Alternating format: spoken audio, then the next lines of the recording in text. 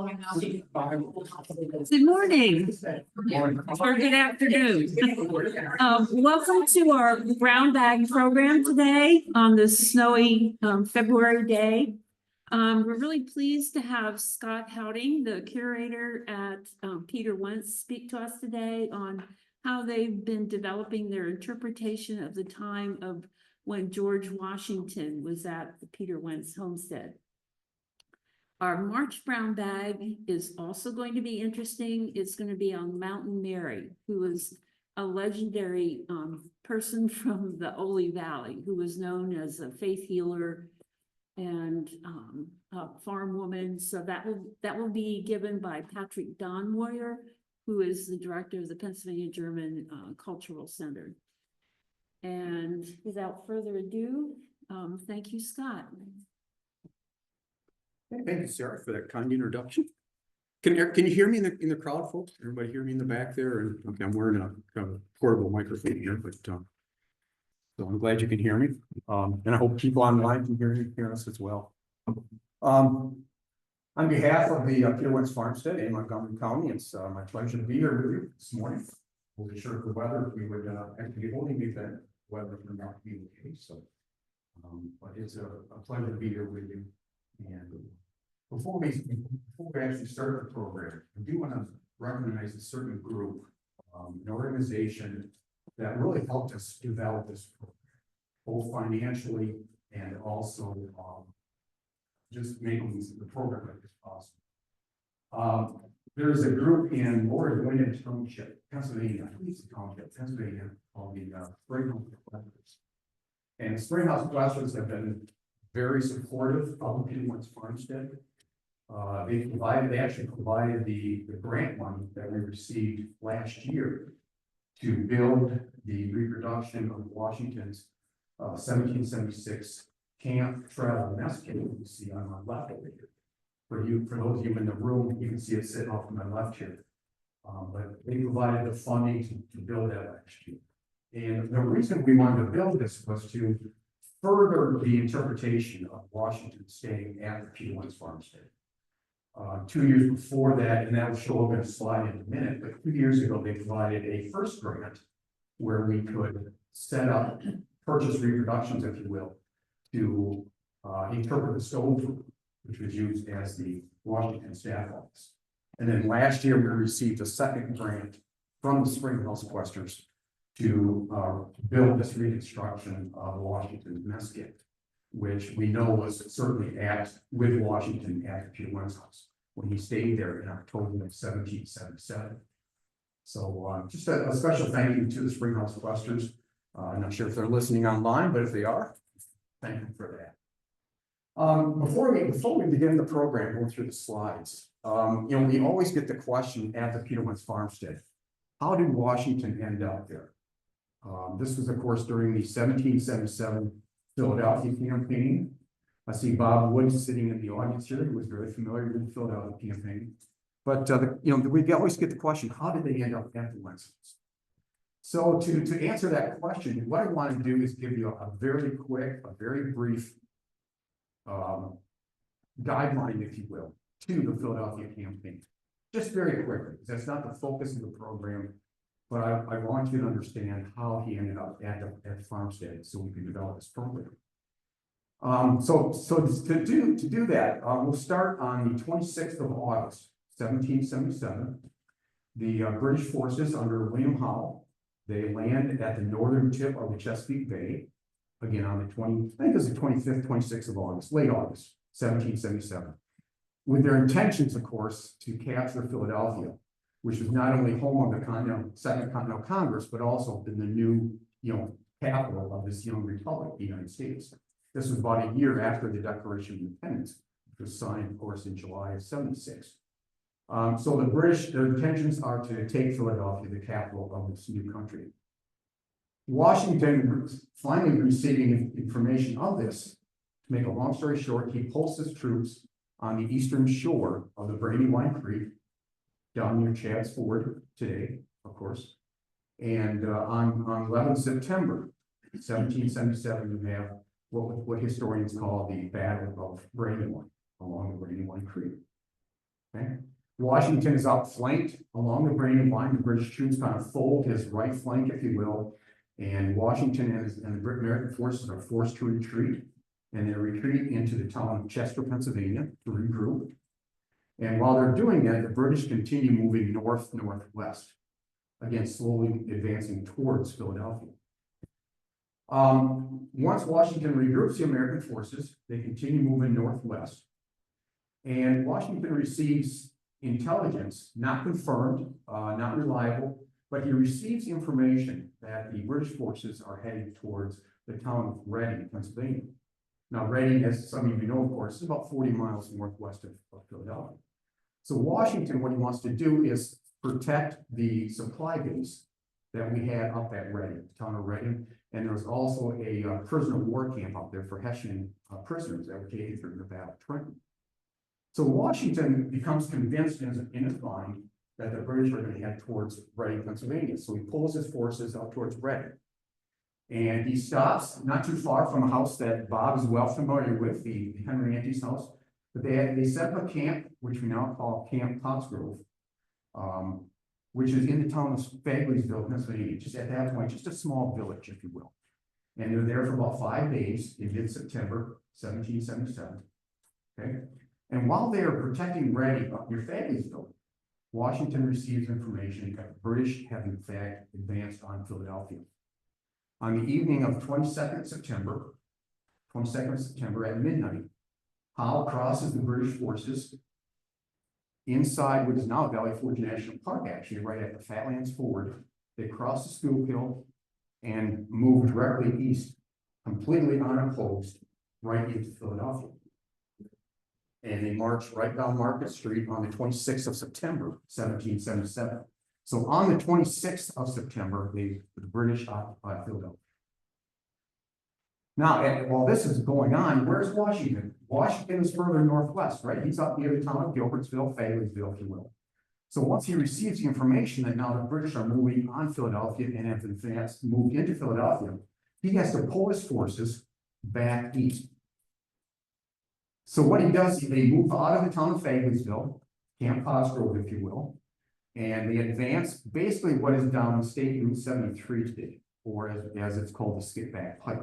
The Skipback Pike will take you through Schwenksville. It will take you through the village of Skipback today, of course, and it'll take us right past where we are, Peter Wentz Farmstead. We are actually located just east of the Skipback, village of Skipback. But these troops are marching right down Skipback Pike, and to make a long story short, quickly, on October 2nd, 1777, his army encamps on the hillsides around, they call it around the Facton Hill area, if you will, around the outskirts of Peter Wentz Farmstead today. Washington, as far as we know, he sees the stone house off on the side of the road there through the fields. He knocks on the door, which is the Peter Wentz Farmstead, and he simply asks, "Can I use your house as quarters for myself and my military family, my aide-de-camps and my domestic staff?" So that's generally how he ends up there. He's moving back east after he's been outmaneuvered twice within 2 weeks. He's pulling back from the Midwest to protect Reading. He's advancing back towards Philadelphia, and of course on the 4th of October, you have the Battle of Germantown. But before Germantown, he stays at the Peter Wentz house, and he will be there for the 2nd and 3rd of October, 1777. You have the Battle of Germantown on the 4th of October. He's defeated at Germantown for several different reasons, factors, but he pulls back west again from the Battle of Germantown. And eventually on the 16th of October, he comes back again for the second time to the Peter Wentz Farmstead. And he stays there until the 21st of October. So he's actually staying at the house twice, the 2nd and 3rd of October, and then the 16th through the 21st of October, 1777. And then to put that into a general time frame for everybody, this is 2 months before they go into the winter encampment. They go into Valley Forge on the 19th of December, 1777. This is 2 months before they arrive at Valley Forge, just to kind of put that into historical context. Okay. So that's how he arrives at the Peter Wentz Farmstead. And he's arriving there, you know, when we say that Washington stayed here, it wasn't just Washington. It was his entire military family. And that's what this PowerPoint is gonna, the first part of this PowerPoint is gonna present to you. Talking about, you know, who was with Washington, his aide-de-camps, his domestic staff. It wasn't just Washington, he's traveling with his entire military family. Throughout not only the Philadelphia campaign, but the 8 years of that war. Okay. So with that introduction, folks, let's get started on the PowerPoint. We can start with that. The very first slide here, what I decided to entitle this, yes, Washington really did sleep here. Washington's military family at the Peter Wentz Farmstead, October of 1777. And in this area, you know, around Philadelphia, we always joke, you know, Washington slept here, right? Everybody likes to, it's kind of an ongoing joke in this area. However, if you look at the right side of the screen, you'll see a facsimile of a document. And if you look closely, in fact, I'll put the pointer on here for you. And thanks to Sarah and Joanne, I learned how to do this. But if you take the point, if you read right up here, folks, it actually reads headquarters, Peter Wentz's, 18th of October, 1777. And you can't get more clear than that. That's, you know, documentary proof that he stayed at the Wentz's house. Now, this letter written on the 18th of October, 1777, that would have been during the second time that he stays at the house. Because again, if you recall, he arrives for the second time on the 16th, and then he'll leave again on the 21st. So this document that you're looking at was written the second time that he stays at the Peter Wentz house. Okay. All right, moving along in the program. For those of you who have not been there, who did not recognize the house, this is the Peter Wentz Farmstead. We are located in Worcester Township, about 4 miles east of the village of Skipback, right off Route 73, Skipback Pike. Peter and his wife Rosanna would build this house in 1758. And what we're doing, the view of this picture, you're looking towards the front of the house, obviously, but the image is kind of taken, you're looking towards the northeast, just to kind of give you an idea of where we're looking. We're looking northeast towards the house. Sir, could you, yes, could you kill the lights? Can we do that, Sarah or Joanne? That's, I think you'll see the slides. yeah, that's a good suggestion, sir. There we go. There we go. There we go. Much better. Much better. So, yeah. Now the focus of our program, folks, when Washington arrives there, and by the way, you know, as far as we know, I mean, there's nothing to contradict this. As far as we know, Washington simply knocks on that front door that you see of that house. And that is the original house, the door, as far as we know. That's the original door. It is a split door, you know, following, if you will, German architecture. But it's actually a split door, and as far as we know, I mean, that's probably the same knocker that Washington, you know, knocked on to see if he could stay in the house. And when he occupies the house in October 1777, we're focusing on the 2 left rooms of that picture. It's the on the left side of the picture here. The first floor stove room, which would have been used by the aides for his aide-de-camp office. And then Washington's bedroom is on the second floor, again, in the northwest corner of the house. That would be the second floor windows on your left. These 2 pictures show you the interior of the house, the aide-de-camp office, which is actually the stove room for the house, on the left, and Washington's bedroom on the right, the image on your right there. And the one on your right, Washington's bedroom, that's actually the way the room looks today. But we have it set up to kind of reflect Washington's occupation of the room, the use of the room. We have a replica of this regimental coat laying on the bed there that you can see. It's a little dark, but there's a black traveling trunk on the floor there at the foot of the bed. There's a pair of pistol holsters hanging on the side cupboards, if you will, on that door there on your far right. So we have the room set up permanently to kind of reflect Washington's use and occupation of that second floor bedroom. The stove room, what you're looking at right there, folks, every year in October, we set up the stove room to kind of commemorate Washington staying at the Wentz house. We usually set up the exhibit in late September and it runs until we set up for the holiday season around early December. And the furniture you're looking at, they are exact replicas of, for example, Washington's camp stools. If you see the folding stools on the floor there, we have a volunteer that went down to Washington and the American Revolution Museum in Philadelphia to make exact replicas of Washington camp stools. We have a couple sawbuck tables in the center of the room there with various, writing material, letters, that type of thing. And of course, it is all reproduction furniture, but every fall we do set up the staff office to represent the stove room, if you will. So if you ever come back and see us, the Washington's bedroom is always set up as you see it. But then once a year, we set up the stove room to represent the staff office. Okay. This is a quote that Washington wrote to Joseph Reed, his first military secretary. It's dated the 23rd of January, 1776. And what I'd like to do is just read it to you. At present, my time is so much taken up at my desk that I am obliged to neglect many other essential parts of my duty.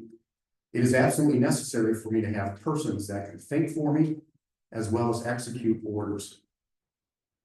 And again, this was a quote from Washington written to his military secretary, Joseph Reed, on the 23rd of January, 1776. So what we're doing here is kind of establishing the organization of a formal aide-de-camp military family for Washington. Before that, they were, appointed by Washington. They really did not have writing experience. They were not military officers. They did not hold military rank. But by 1776, we're setting up a formal aide-de-camp system, if you will, for Washington staff. Okay. So I want to get into the first half of the program, Washington's military family. And this is a quote from Martha Bland. She visited the headquarters up at Morristown. These are the general's family, all polite, sociable gentlemen who make the day pass with a great deal of satisfaction to the visitors.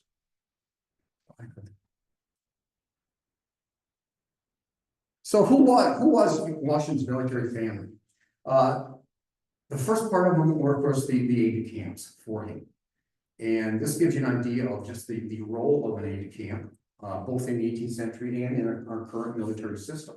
By definition, a personal assistant or administrator to an officer of higher rank. Aide-de-camps are responsible to their ranking officers for writing correspondences, reviewing and analyzing incoming reports and intelligence, serving as frontline contact for his officer, and representing an officer at all levels and duties. The aide-de-camp is also responsible for handling travel arrangements for his ranking officer, recording expenses, if you will, and overseeing personal effects of the officer. And then the very final bullet I have there, during the American Revolution, 32 individual men would serve Washington as aide-de-camp staff officers. And by that point, by 1776, they are holding the rank of lieutenant colonel. So they are, commissioned military officers at the rank of lieutenant colonel, serving as aides to the commander-in-chief. Okay, so who are these aides? The first gentleman we'll look at is a young man by the name of John Lawrence.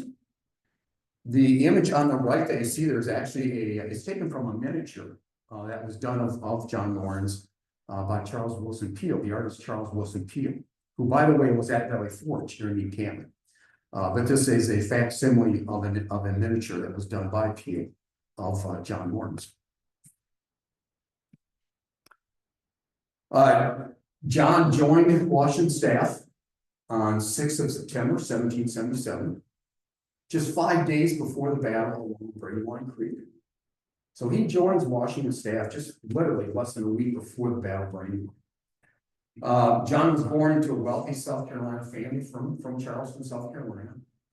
His father, John, served at, his father, Henry Lawrence, was president of the Continental Congress in 1777 through 1778, replacing John Hancock. So while Henry was serving as the president of the Continental Congress, it was his son, John, 22 years old, by the way, but it was Henry's son John was serving as an aide for Washington. John attended law school in London, having attended law school since 1772. He became a fervent supporter of the cause for the American Liberty cause and returned to America to join the army.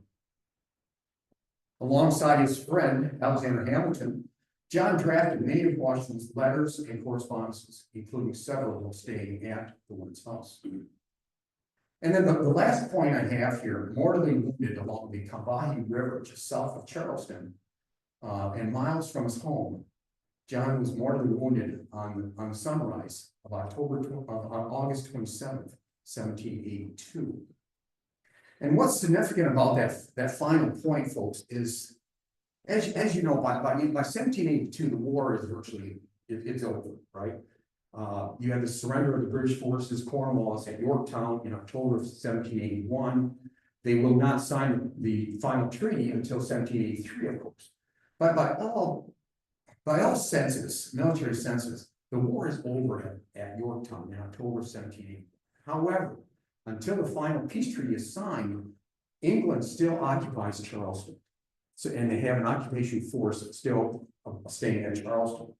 So what happens here is John Lawrence, who was stationed down there during the Southern Campaign, a small contingency of British forces, a foraging party, if you will, had the west of Charleston searching for rice to bring back to the city to feed the British forces. So this is a British foraging party going out to gather rice in the countryside. Well, John Lawrence receives word of this and disregarding or disobeying orders from his commanding officer, who was Nathaniel Greene.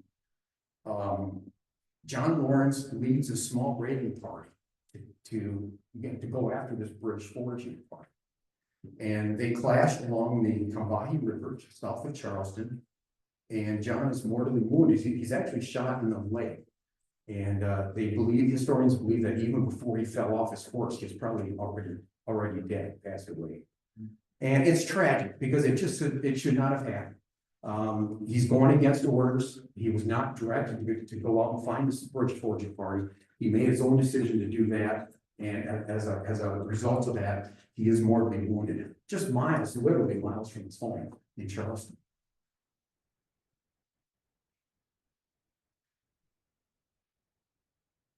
Okay, we have Lieutenant Colonel Alexander Hamilton, who's also at the Wentz house. And I'm not sure Alexander Hamilton needs any introduction. He was probably the best known aide of Washington.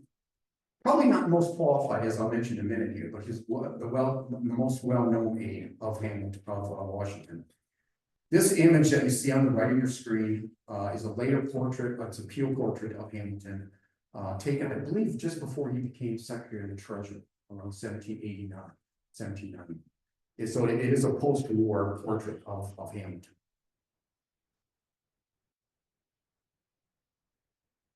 A couple of facts about Alexander Hamilton. As I just mentioned, he's probably the best known and recognized aide-de-camp to Washington. Hamilton was actually a former captain of the New York Independent Artillery Company, and he joined Washington's staff on the 1st of March, 1777. He was, of course, at Trenton. If you know that famous crossing of the Delaware at Trenton, Hamilton was involved in the artillery at that point at the Battle of Trenton, and he's been with Washington staff. He was the youngest appointed aide-de-camp, we believe, at the age of 22. And the reason I say we believe at the age of 22, if you read the next bullet, Hamilton was born on the Caribbean island of Nevis. And historians believe his birth date was the 11th of January, 1755. Probably just shy of his 23rd year when he's at the Peter Wentz Farmstead. But again, historians are not positive of when he was the exact date that he was born. But most historians relegate 11th of January as his birth date. So he was probably, as I said, probably 22, possibly 23 when he arrives at the Peter Wentz Farmstead.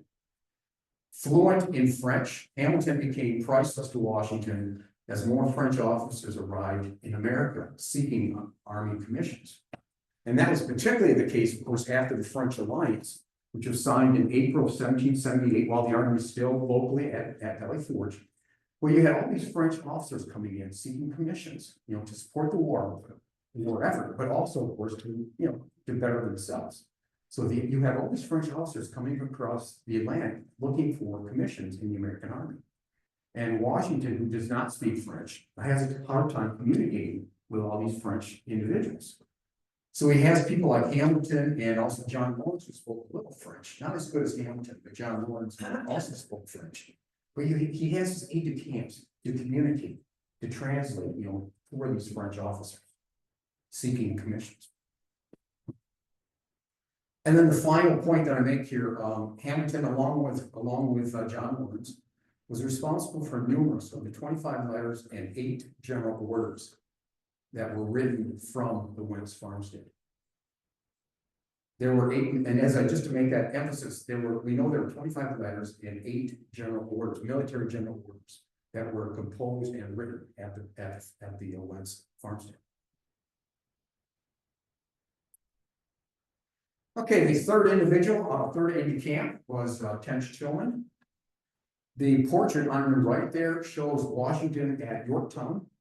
Another portrait by Charles Wilson Peale, I believe it was.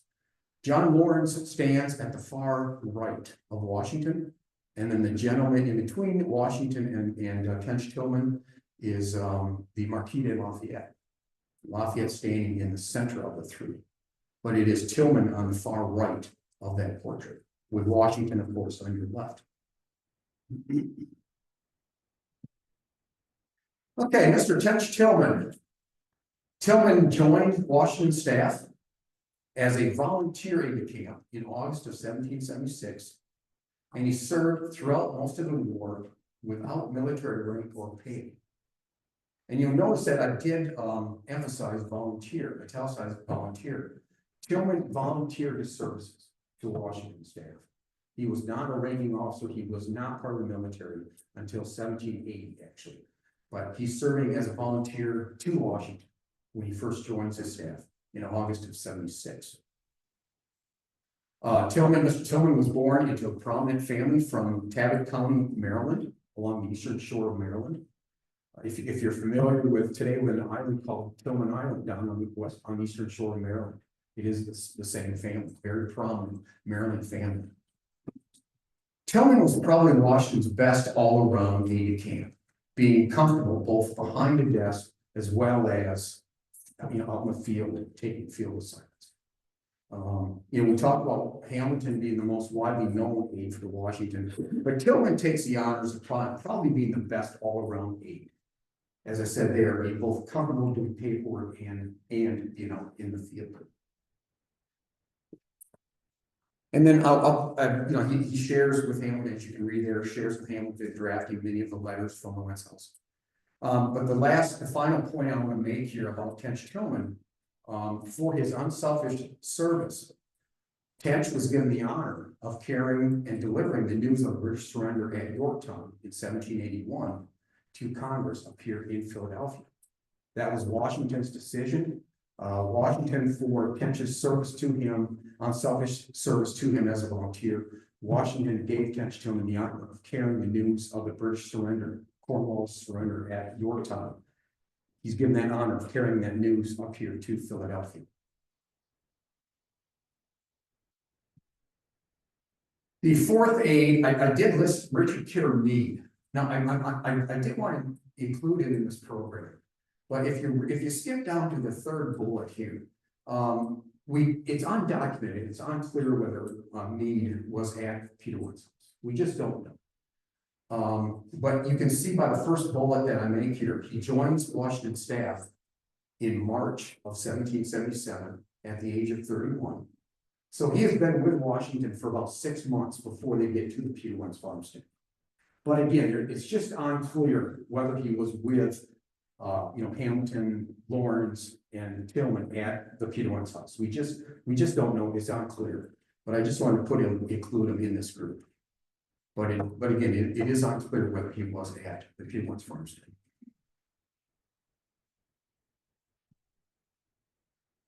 Okay, the final military person I want to mention is Robert Hanson Harrison. Mr. Harrison is the only gentleman of my family that can afford me the least resistance in writing. If he should go, I shall really be distressed beyond measure. And that's taken from Washington's writings, edited by John Fitzgerald, I believe it was, volume 3.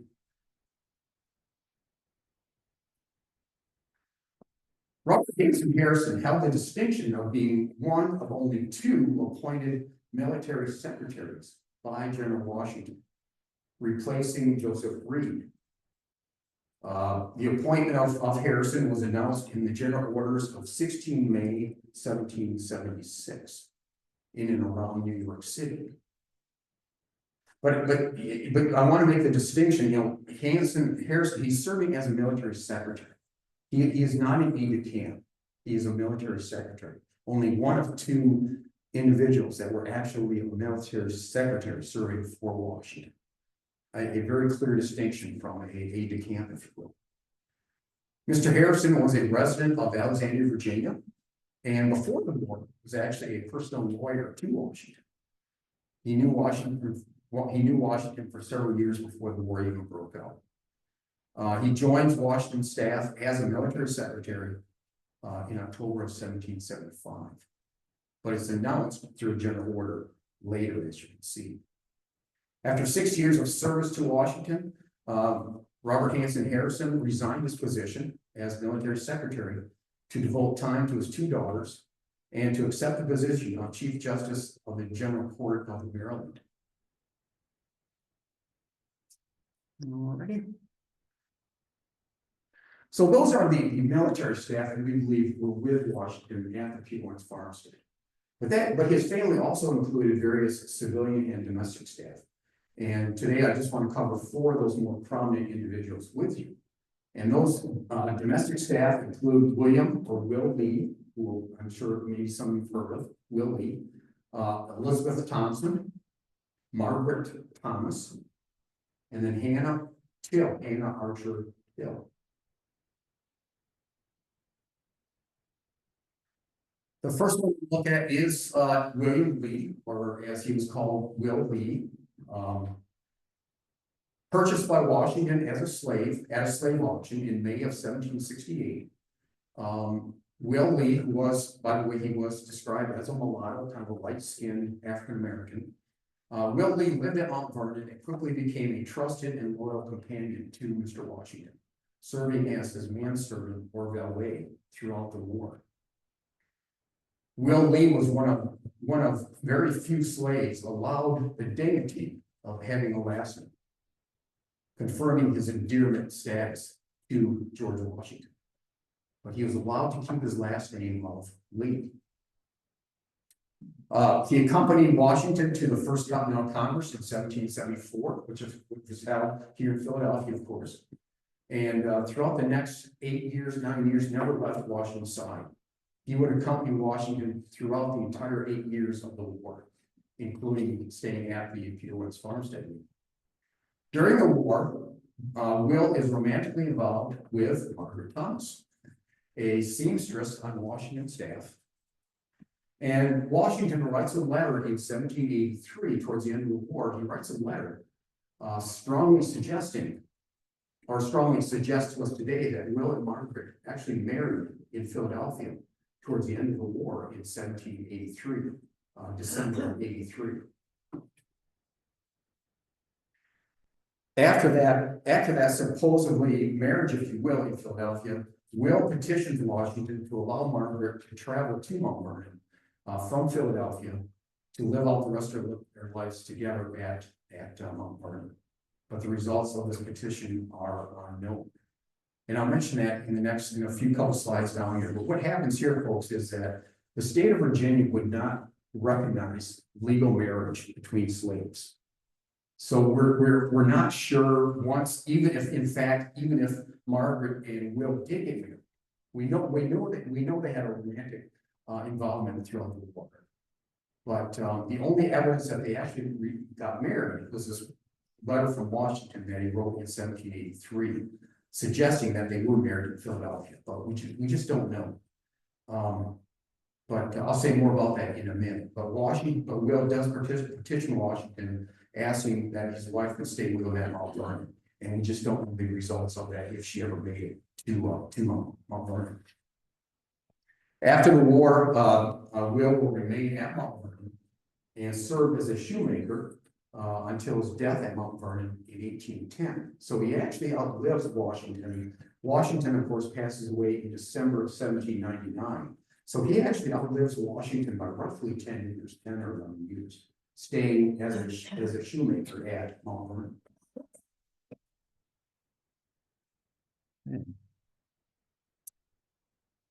Okay, Elizabeth Thompson. Elizabeth was a free Irish woman in her mid-70s, not to offend anybody here, I hope, but she was a little bit older. She was in her mid-70s, and she worked for Washington as a housekeeper from July of 1776 to mid-1781. And for her service to him, Washington does give her an annual salary of £50 of English script. So she was a civilian, she was free, and she was paid for her services as a housekeeper for the general. As housekeeper, Mrs. Thompson would have managed Washington's free and enslaved domestic staff, handled all cleaning and household chores, if you will, and oversaw the packing and unpacking of goods at the many different headquarters. And that last statement is significant. If you think about, the Continental Army in Washington constantly moving. I mean, these guys were constantly moving every day, particularly during the Philadelphia campaign. These two armies covered almost 400 miles, in and around the Philadelphia region. And Washington would stay in one place for a night or two, and then he's going to move on. And every time you move on, he's got to pack up all that dinnerware and suitcase portmanteaus, if you will. And it was Margaret Thompson who would take care of all that packing and unpacking for General Washington. So she probably had her hands full doing all that. In 1785, Elizabeth was awarded a lifetime pension from Congress for her service to Washington and the war effort. And then the final point I'd like to make about Elizabeth is that she passed away in New York in August of 1788. So she joins Washington's staff in her mid-70s, and she would pass away in August of 1788, but does receive a federal pension for her service during the war. Okay, we get to the rather controversial Margaret Thomas, who we just mentioned a minute ago about Will. Margaret was a free black woman and served as Washington's hired washerwoman and a seamstress from February of 1776 to late 1778. So again, if you look at those dates, we know that it is very, very likely that she was also at the Peter Wentz Farmstead.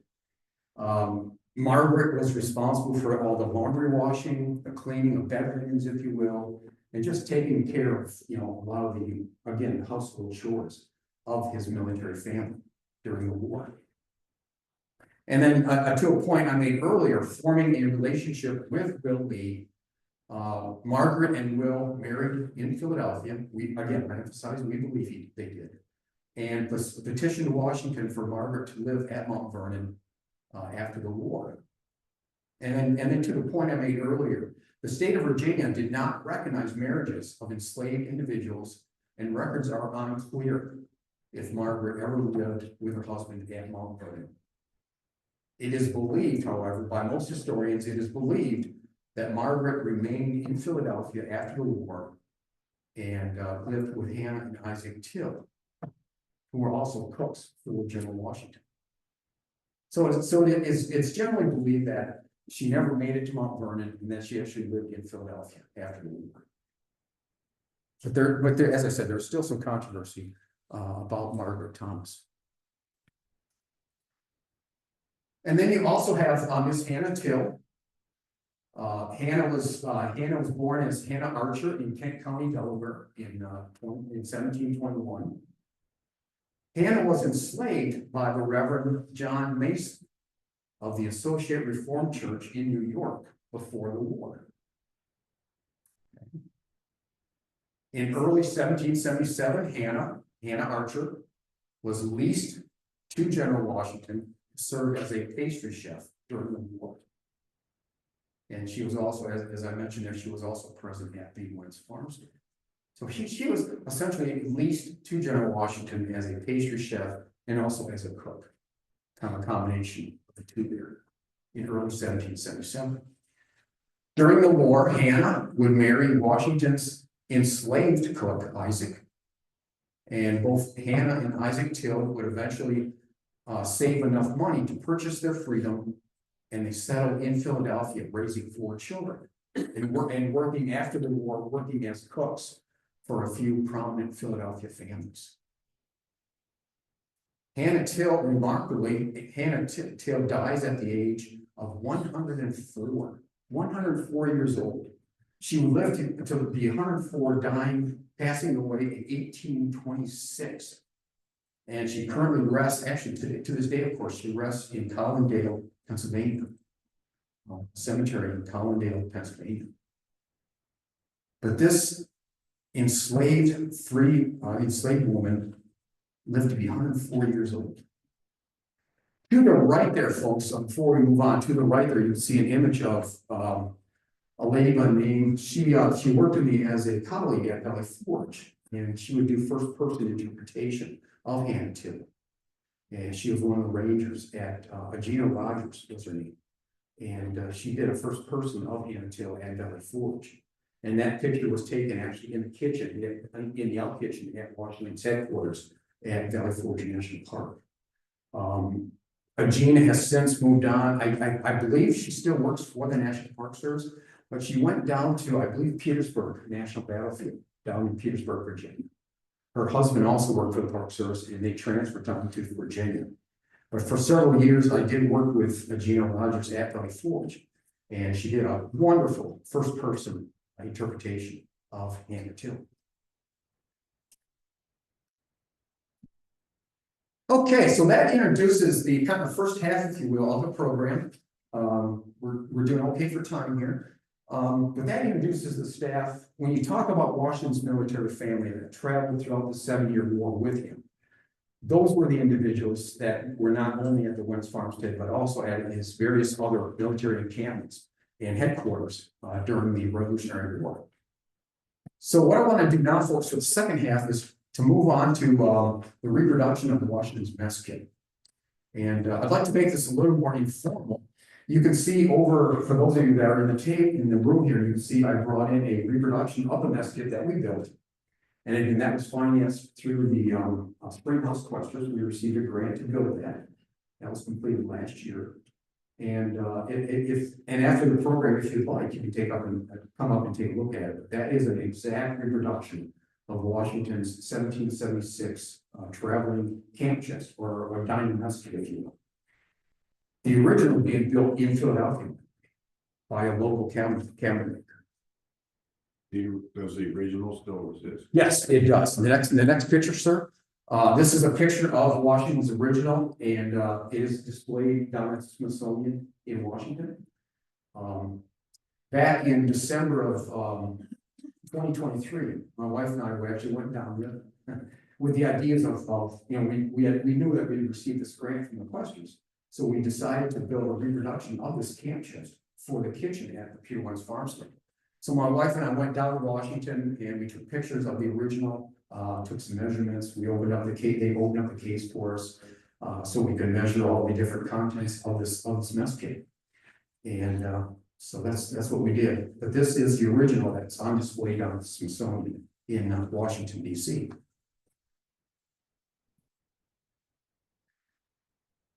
I put this slide together just to give you an idea. You can see the reproduction on the right, the one that's sitting on the table for you, those of you that are here today. And then the original one, of course, is featured on the left side. So you can compare the original with the reproduction that we made for the Peter Wentz Farmstead. These slides turned out a little bit dark. You're actually looking through a plexiglass display case, if you will.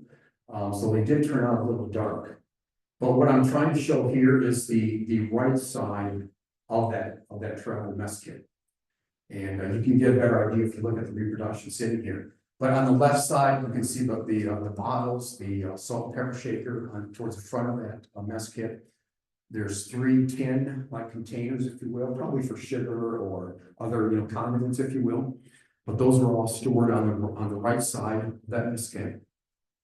And then on the left side of the kit, you have the platters, washed and owned 5 tin dinner plates. They're on the left, little cavity on the left there. You can see a case bottle in the lower corner there, left corner. And then in the center, those 3 round discs, if you will, are nesting kegs that would fit together. Each one is a little bit smaller than the other, and they all 3 fit together. And you can see that in the reproduction on the table in front of us here. But those are a set of nesting kegs that were included in his original kit. I took this image because it really shows the construction of the original kit. Looking at it is really quite fascinating. But what this picture image represents is the construction, the details, if you will, of the construction. You're looking at, you can see the green base material, which padded all the little compartments for the glass bottles and then the nesting kits. But it's a green base material, a green wool material, if you will. And that green base was used to, of course, pad all those glass bottles and the other contents of that mess kit. And then what this image also shows is you can see those kind of dark floral decorations. That's actually wallpaper. It's wallpaper that went around the sides of this tray. And that's where you see those bottles, that's a tray that actually lifts out. As you can see on the reproduction here, it actually lifts out of that mess kit. And then down below that were all the covers for the 3 nesting kegs that you can just see kind of the corner of this picture. But where you see those dark bottles, and then there's one behind that, a clear glass bottle, those actually sit in a tray that lifts up. And again, if you have a chance for those that are present, you can take a look at that at the reproduction that we made here. And then this picture gives you again some details of the original chest. It was covered in black leather with the brass decorative tacks going around the edges. And again, that gives you kind of a view of the tray that comes out of that to expose the bottom of that mess box, if you will. And again, you can see the green base material on there.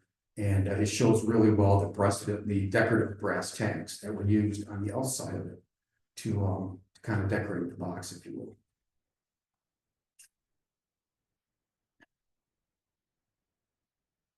I included this image. This is a late 1920s picture. It was obviously black and white, but back in the late 20s, this mess kit was displayed at the Smithsonian. And back in the late 20s, early 30s, this is the way they displayed it. They had all the contents sitting out. It gives the appearance that there's 2 shelves there, and they have all the contents sitting out from that mess kit. But the way they displayed it some 80, 90 years ago. That is a picture of the way the Smithsonian displayed it back in the late 1920s, early 1930s. All right, so I think the next slide here will take us. Yeah, the next slide, we'll just go through these relatively quickly. But these are just to give you a couple examples of building the kit that I did here. That picture was taken in my garage. And it kind of gives you an idea. We've done the outside box, and we're just starting to put in the compartments on the interior of the mess kit.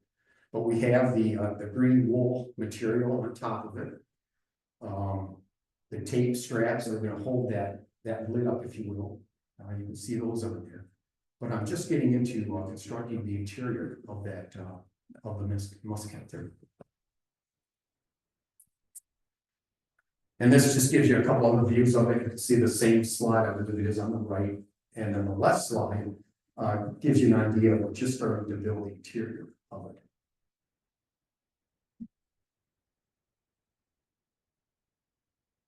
And there you can see the same thing. The slide on your left is the completed mess kit, which we have sitting on the table here today. And then the other one is very similar to the previous slides that I just showed you. I designed this slide here, I thought it was kind of neat. The way that the original is displayed down at the Smithsonian, it still is to this day, is on your left. And you can see that the staff of the Smithsonian, they have removed the coffee boiler, the salt pepper shakers. You can see the portable like grill or gridiron, if you will, sitting out there. And then the knife and fork are sitting behind the salt and pepper shaker, just before the exhibit that you see there. That's how the original is to this day displayed at the Smithsonian. So what I did is when I finished the reproduction, I took a picture on your right. It was taken in my office at Peter Wentz Farmstead, but I tried to set it up the way that the Smithsonian displays the original, just to give you an idea here.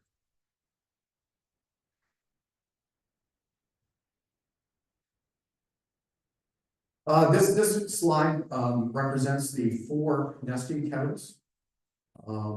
Each one of those fits together, if you will. They nest inside the nest kit. And there's 3 nesting kettles, and then the coffee boiler is sitting on the back on the right of that picture. So you have the 3 nesting kettles that will kind of fit inside of each other. And then the coffee boiler, the matching coffee boiler, is on the upper right corner of that picture there. And what's interesting is the wood handles that you see there actually fit into the open sleeves on the side of those things. And those sleeves kind of slide on a channel. Again, those present in the room here today, if you look at the reproduction, it had like a separate, like a retainer, if you will, that slid into a channel. And then once you put that onto the side of the pot, you could insert the wood handles into that open sleeve on those side handles. So it was rather ingenious how those things were constructed. I know the picture really doesn't do it justice, but you get an idea of just how those things were assembled and how they were used.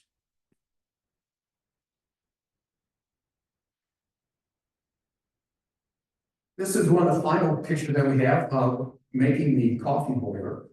And you can see the slide on your left is the one that I have on the table here in front of us. And on the right, again, is the picture where it's displayed at the Smithsonian. But you can see the coffee boiler just to the left of the interpretive sign down in the Smithsonian, and the one that we have reproduced on the left. And that about does it, folks. Washington bids you farewell. And the final slide, if you are interested, I did put up here a few books and other resources. If you're interested in reading more about Washington staff, here are some books that you can look at. Ron Charn also worked, of course, on Washington. I will mention Tom McGuire, number 6 listed there. Tom McGuire is a local historian. He may be retired by now, but he was a history teacher down at Malvern Prep School along the main line. But Tom wrote a 2-volume series entitled The Philadelphia Campaign. And volume 2 covers Germantown and the roads to Valley Range. And Tom was a very good author, very, very well-researched scholar. And I would highly recommend, if you're interested in reading more about the Philadelphia Campaign, I would highly recommend Tom McGuire's 2-volume set on the Philadelphia Campaign. A lot of the information that we found on the aide-de-camps was taken from Arthur Lefkowitz's book, George Washington's Indispensable Men, Alexander Hamilton, Tench Tillman, and the aide-de-camps who helped win American independence. That's listed as the first book under the books there. But Arthur's book is very good if you want to read more about Washington's aide-de-camp and his domestic staff. And then on the top there are a couple of websites that founders.com. They have digitally put online all of Washington's papers, Hancock's papers. You can kind of search by known person, Washington, Hancock, Andrews, Hamilton, Jefferson, goes on and on. But the Library of Congress has digitally put a lot of those letters of our founders online now. And you can access those through founders.com on the link for the Library of Congress. And then there's also some good information on the website, of course, for Mount Vernon. You can see that up there. mountvernon.org/library/digital history. And Mount Vernon also gets a lot of good information on Margaret Thomas and the other staff. Will Lee, for example, they have a lot of good information on Will Lee down at Mount Vernon. So that's about it, what I have for you today. I thank you for your patience. And those that are in the group today, here at the room, if you'd like, you're more than welcome to come up and take a look at the reproduction box that we have on the table there. It is a exact replica. It's based upon the exact measurements, the contents, the openings that you see for all the contents, like the plates, the platters. They are all to the specifications of the original mess kit owned by Washington. So it is one of only a very few that I know of reproduction of this mess kit. So with that, if there's any questions, I'll be happy to take any questions. Yes, sir. How many men would you estimate camped around Peter Wentz? Here, what's this? We estimated about 9,000, 8,000 to 10,000 maybe. Most of it wasn't all, some of it was militia, but most of it were the Continental Force. But you also include some Pennsylvania and New Jersey militia. Because, when you look at the Battle of Germantown on the 4th of October, Washington, when they leave the Peter Wentz house early on the 4th of October, he's putting his Continental forces in the center, and then your militia are on the left and right flanks, as they're advancing towards Germantown. But overall, to answer your question, sir, we believe about 10,000 troops will be camped around Farmstead. Yeah. Someone online is asking to explain the difference between the aide de camp and a military secretary. Sure. And a military secretary was just that. He was strictly responsible for writing correspondences. He was a secretary. Typically, Washington would either render notes for a secretary, and then they would compose those notes into a formal letter. Sometimes he would dictate to his aide-de-camps. So there's different formats that Washington would take. But a military secretary would strictly be writing correspondences, Joanne, whereas an aide-de-camp was responsible for much more than a military secretary. Yeah, that would be your main difference between the two. Another question, who did the tin work to reproduce the cookware in Washington's mess kit? Yes, good question. And I was going to mention, and I forget her name now, but it was done by a tinsmith. I think it was Turkey Foot. If I'm remembering correctly, it was Turkey Foot tinware out of Missouri, out of the state of Missouri. But it was a tinsmith from Missouri that made it first. And if a party's interested, I believe it was Turkey Foot tin, if I remember correctly. Ma'am, you had a question? Yes. That's my question. Oh, that was a question. Okay. Yeah. And again, that was financed, again, as I mentioned before, all the financing for you're looking at, it was financed by the Springhouse Clusters.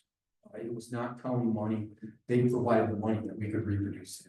So a lot of gratitude goes to the Springhouse Clusters for providing this. The Peter Wentz Homestead is part of the Montgomery County Parks. Correct. We are financed by and paid by. We are county employees. Yes, we are run by the county. Yes, ma'am, in the back. Last name, that suggests he was previously owned by a member of the league. Yes. Will Lee was purchased by Washington in 1768 from the Lee family, Mary Lee. I'm not sure of her relationship to the entire Lee family, but he did purchase her, or purchase him, I should say, from Mary Lee at a slave auction in Virginia. But and then he retained Mary Lee's last name, of course. But that's where that name Lee comes from. Oh, would that have been typical? A slave that acquired new owners. It was more typical. That's why I mentioned it as a bullet. It was very unusual for them to keep that, their surname. That was rather unusual, but Washington allowed him to do that. Yeah, but it was rather unusual that they would do that. Yeah. Yes, sir. This is more of a comment, I guess. Mm-hmm. You could add to your bullet points for John Lawrence that not only was he a rebel against his king, but something of a rebel against his father, because even though his family were slave owners, he became a strong abolitionist, which is one of the tragedies of his death, at what Washington referred to as a trifling skirmish. Yeah, that's correct. In fact, when he came back from England to join the army, His father, Henry was against him joining the army. You may know that. His father was against him joining the Continental Army.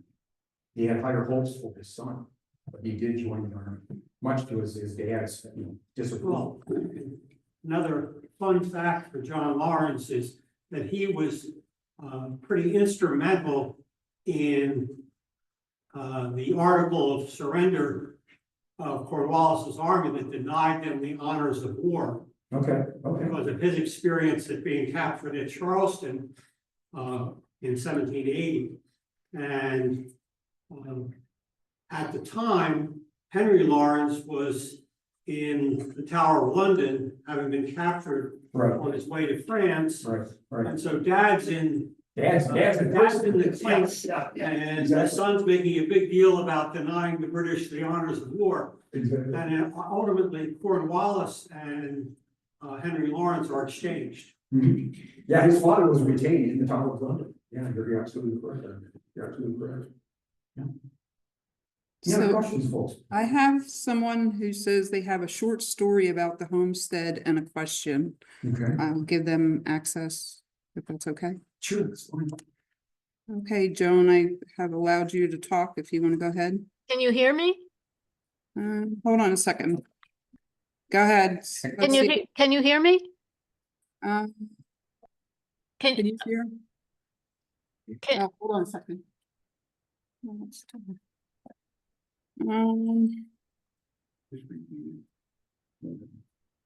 I hit unmute. What's that? I hit unmute. Yeah, you should, I can hear you, but the people in the Oh, audience can't hear you. okay. I don't know. Should I just tell you the story and you can repeat it, or someone? Go ahead, I'll do my best. So in the late 1950s or early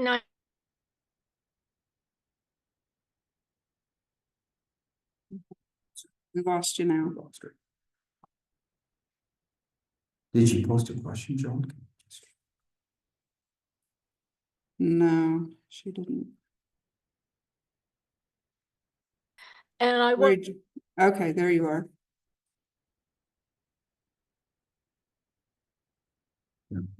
No, sorry, it's not working. okay, can you hear me? You're breaking up, so I'm not sure what's going on. So.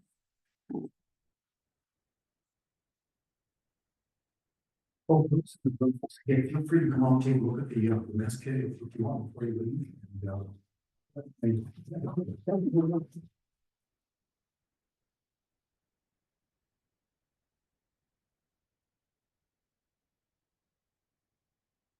And just mention again, that is built to the original specifications. That's exactly what the original mess kit looks like. Lose it, Joan?